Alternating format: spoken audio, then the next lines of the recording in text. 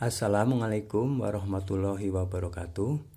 Selamat berjumpa kembali dengan saya Prayitno dari channel Prayitno Berbagi. Pada kali ini saya akan memaparkan mengenai surat keputusan Mendikbudristek nomor 56/M/2022 tentang pedoman penerapan kurikulum dalam rangka pemulihan pembelajaran.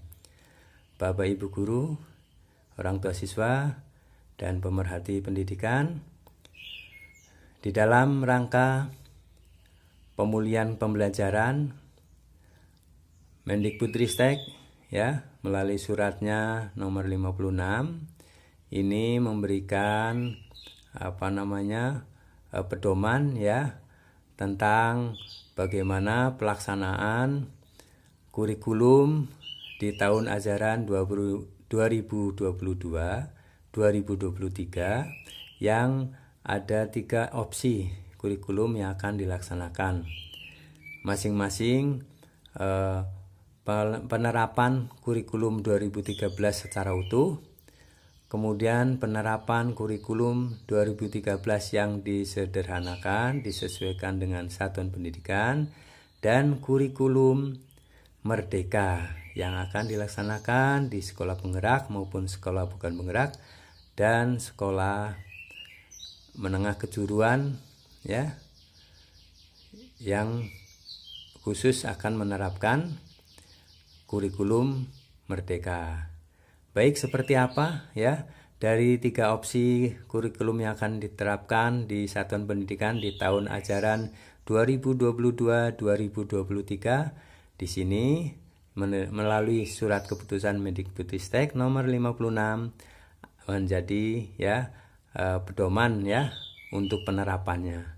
Baik, mari Bapak Ibu kita pelajari bersama isi dari surat keputusan Mendikbudristek nomor 56 ini. Keputusan Menteri Pendidikan, Kebudayaan, Riset dan Teknologi Republik Indonesia nomor 56/M/2022 tentang pedoman penerapan kurikulum dalam rangka pemulihan pembelajaran memutuskan menetapkan Keputusan Menteri Pendidikan, Kebudayaan, Riset dan Teknologi tentang pedoman penerapan kurikulum dalam rangka pemulihan pembelajaran. Ke-1, dalam rangka pemulihan ketertinggalan pembelajaran learning loss yang terjadi dalam kondisi khusus, satuan pendidikan atau kelompok satuan pendidikan perlu mengembangkan kurikulum dengan prinsip diversifikasi sesuai dengan kondisi dalam satuan pendidikan, potensi daerah, dan peserta didik. Kedua, pengembangan kurikulum satuan pendidikan sebagaimana dimaksud dalam diktum ke-1 mengacu pada A. Kurikulum 2013 untuk pendidikan anak usia dini, pendidikan dasar, dan pendidikan menengah dengan kompetensi inti dan kompetensi dasar secara utuh. B. Kurikulum 2013 untuk pendidikan anak usia dini, pendidikan dasar, dan pendidikan menengah dengan kompetensi inti dan kompetensi dasar yang disederhanakan. Atau C. Kurikulum merdeka untuk pendidikan anak usia dini, pendidikan dasar, dan pendidikan menengah secara utuh. Jadi Bapak Ibu ada 3 opsi kurikulum yang silakan diterapkan oleh satuan pendidikan. Ketiga, kurikulum sebagaimana dimaksud dalam diktum kedua mengacu pada standar nasional pendidikan untuk mewujudkan tujuan pendidikan nasional. Keempat, Kurikulum 2013 sebagaimana dimaksud dalam diktum kedua huruf A, ini ya, huruf A, dilaksanakan sesuai dengan ketentuan peraturan perundang-undangan.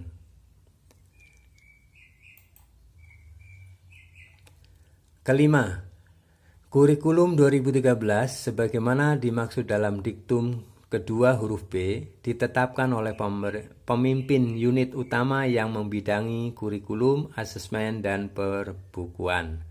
Jadi ini kurikulum 2013 diktum kedua huruf B ini ya, yang disederhanakan ini ditetapkan oleh pemimpin unit utama membidangi kurikulum, asesmen, dan perbukuan.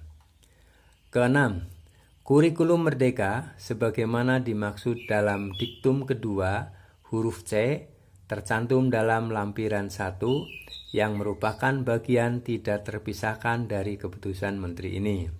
Ketujuh, pemenuhan beban kerja dan penataan linearitas guru bersertifikat pendidik dalam implementasi pembelajaran pada kurikulum 2013 dan kurikulum 2013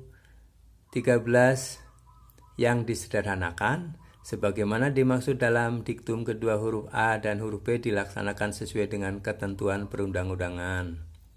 Kedelapan, pemenuhan beban kerja dan penataan linearitas guru bersertifikat pendidik dalam implementasi pembelajaran pada kurikulum merdeka sebagaimana dimaksud dalam diktum kedua huruf C tercantum dalam lampiran 2 yang merupakan bagian tidak terpisahkan dari keputusan menteri ini.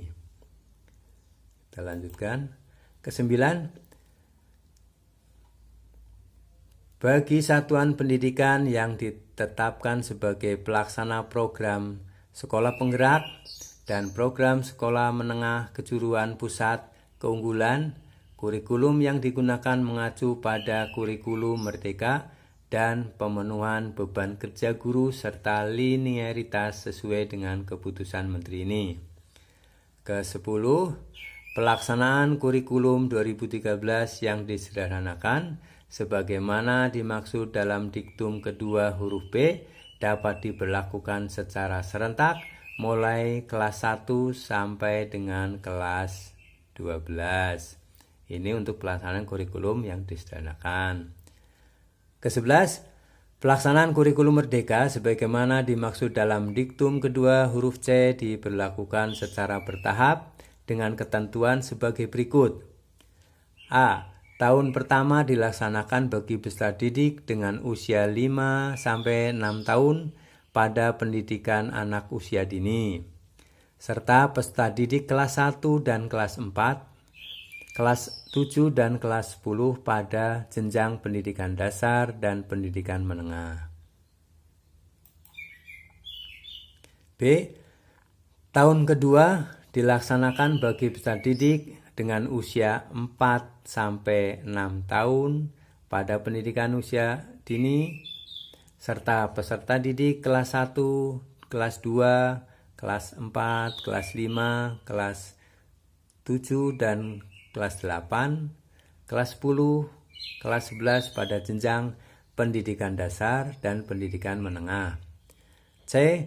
Tahun ketiga dilaksanakan bagi peserta didik dengan usia 3-6 tahun pada pendidikan usia dini, serta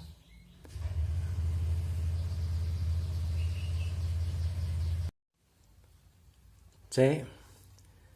Tahun ketiga dilaksanakan bagi peserta didik dengan usia 3 tahun sampai dengan 6 tahun pada pendidikan anak usia dini, serta peserta didik kelas 1, kelas 2, kelas 3, kelas 4, kelas 5, kelas 6, kelas 7, kelas 8, kelas 9, kelas 10, kelas 11, dan kelas 12 pada jenjang pendidikan dasar dan pendidikan menengah. ke-12, buku teks utama yang digunakan dalam pelaksanaan pembelajaran sebagaimana dimaksud dalam diktum ke-12 dievaluasi secara berkala sebagai dasar revisi dan ditetapkan kembali oleh pemimpin unit utama yang membidangi kurikulum, asesmen, dan perbukuan. Ke-13, pelaksanaan kurikulum sebagaimana dimaksud dalam diktum kedua menggunakan buku teks utama yang ditetapkan oleh pemimpin unit utama yang membidangi kurikulum, asesmen, dan perbukuan atas nama Menteri Pendidikan, Kebudayaan, Riset, dan Teknologi.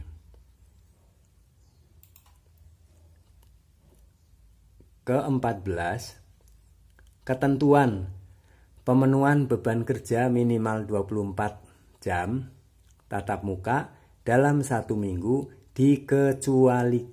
dikecualikan bagi guru pada satuan pendidikan dalam kondisi khusus.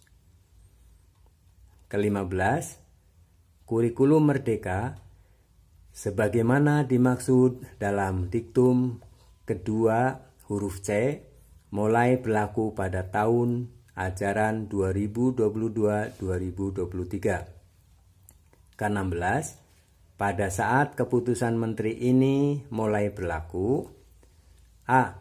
Keputusan Menteri Pendidikan dan Kebudayaan nomor 719/P/2020 tentang pedoman pelaksanaan kurikulum pada satuan pendidikan dalam kondisi khusus. B. Ketentuan yang mengatur tentang kurikulum dan beban kerja guru serta linearitas pada program sekolah penggerak dan program sekolah menengah kejuruan pusat keunggulan dicabut dan dinyatakan tidak berlaku. Ke-17, keputusan menteri ini mulai berlaku pada tanggal ditetapkan di Jakarta pada tanggal 10 Februari 2022. Menteri Pendidikan, Kebudayaan, Riset, dan Teknologi Republik Indonesia tertanda Nadiem Anwar Makarim. Salinan sesuai dengan aslinya, Kepala Biro Hukum Kementerian Pendidikan, Kebudayaan, Riset, dan Teknologi. Tertanda Dian Wahyuni, NIP 19221988032001.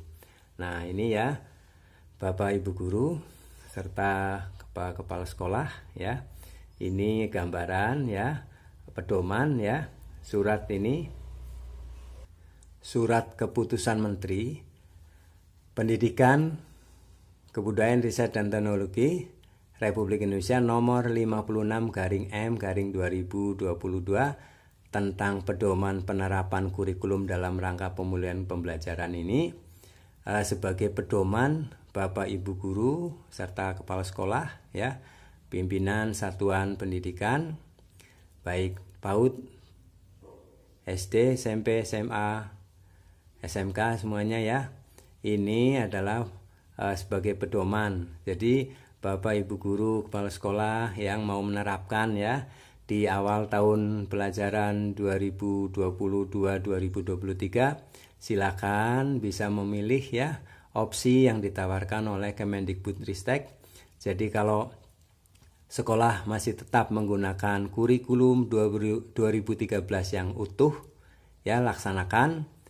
Kemudian kalau sekolah satuan pendidikan yang berada di situasi yang khusus ya, karena adanya wabah pandemi ini COVID-19 belum berakhir, maka silakan menerapkan kurikulum 2013 yang disederhanakan.